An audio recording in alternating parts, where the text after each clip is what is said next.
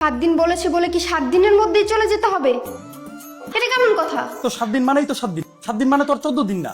নাকি 7 দিনের ভেতরে গোপনে 14 দিন লুকিয়ে থাকে, যে বিষয়ে আমি জানি না।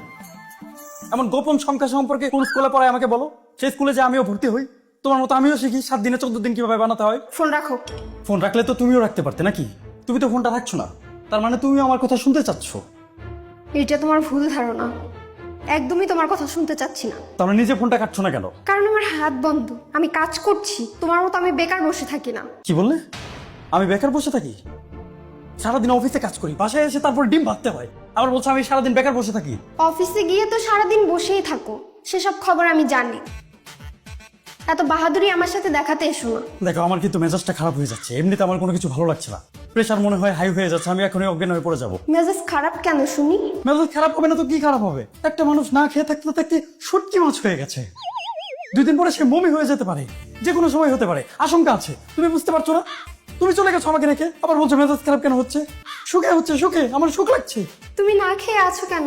তোমাকে কে না খেয়ে থাকতে বলেছে? না খেয়ে থাকতে আমাকে কেউ বলেনি, আর বললেও আমি শুনতাম না। ব্যাপারটা হচ্ছে বাসায় কোনো খাবার নেই, তাই না খেয়ে আছি। পকেটে টাকা আছে, বাইরে খাবার আছে, বাইরে গিয়ে খেয়ে নাও। তুমি জানো না যে আমি বাইরের খাবার খেতে পারি না? তুমি 7 দিনের জন্য গেছো, 14 দিন হতে চললো, তোমার আসার কোনো খবর নেই। তোমার কি একটুও খারাপ লাগে না? হ্যাঁ, তুমি কি করছো ওখানে? 2-1 দিনের মধ্যেই চলে আসবো। তুমি মাথাটা ঠান্ডা করো। এখন আবার এসব কথা বলছো? এই, তুমি আসবে কবে বলো তো? না আসলে সেটাও সরাসরি বলো।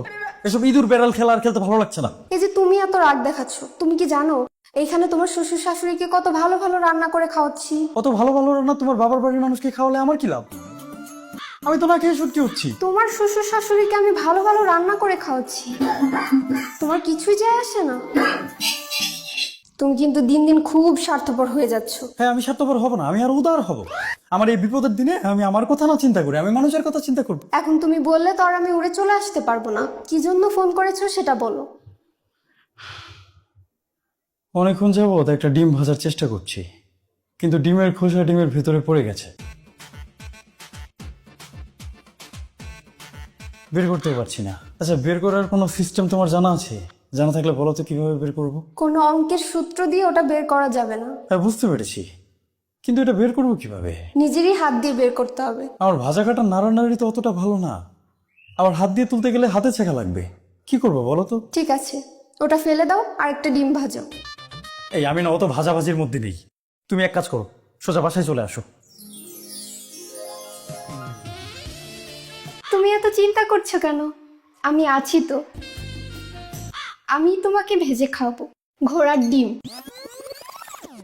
না, আমি অত কিছু জানি না, তুমি তাড়াতাড়ি বাসায় চলে এসো। আজব কথাবার্তা বলো। আমি এখন কিভাবে চলে আসব? তুমি জানো আজকে আমি কত ভালো একটা পুডিং বানিয়েছি, সবাই আমার প্রশংসা করেছে। অর্থাৎ তুমি রাখো তো।